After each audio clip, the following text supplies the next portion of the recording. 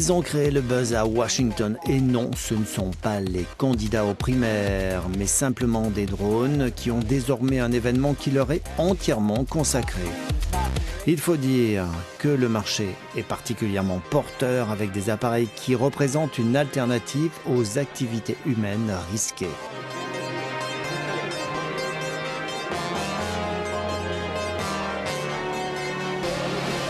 Nous proposons des solutions adaptées pour les fabricants de drones et donc aujourd'hui nous avons des produits comme des détecteurs doubles, l'un étant une GoPro et l'autre une caméra thermique. Ce sera parfait pour des missions de recherche, de sauvetage, de surveillance, pour l'agriculture et nous avons ici de nombreux clients. Ce qui n'était au départ qu'un hobby est devenu un imposant business. La taille du marché est évaluée à près de 2 milliards d'euros d'ici 2022.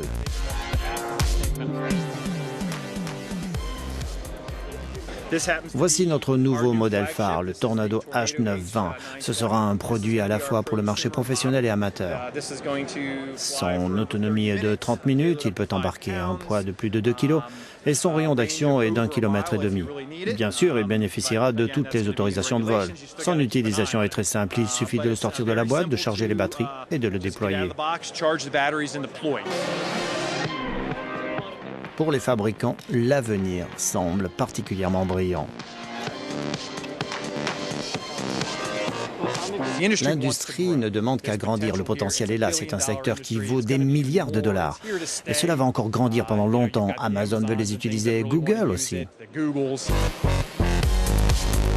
Tous les pays industrialisés sont en train d'investir dans les drones car les applications pour ces petits aéronefs commandés à distance semblent illimitées. Ainsi, le marché militaire, très intéressé par les drones, un secteur qui les utilise d'ailleurs depuis longtemps, ce qui a changé la typologie de la guerre. En fait, c'est tout le secteur de la sécurité qui regarde de près les drones.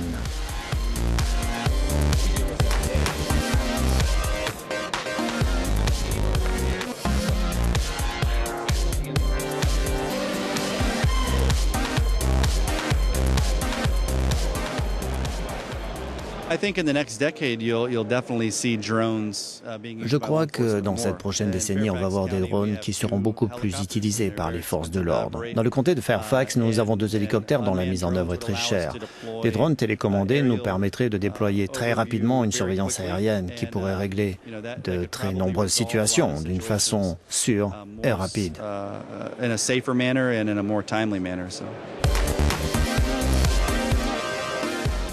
Les prix sont très variables. Des premiers modèles se vendaient sur le salon quelques 1 850 €.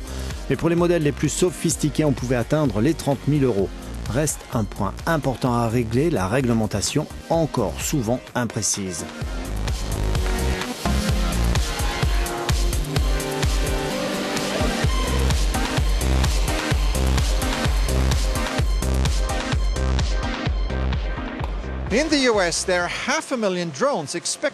Aux États-Unis, on s'attend à ce que 500 000 drones soient vendus pendant ces fêtes.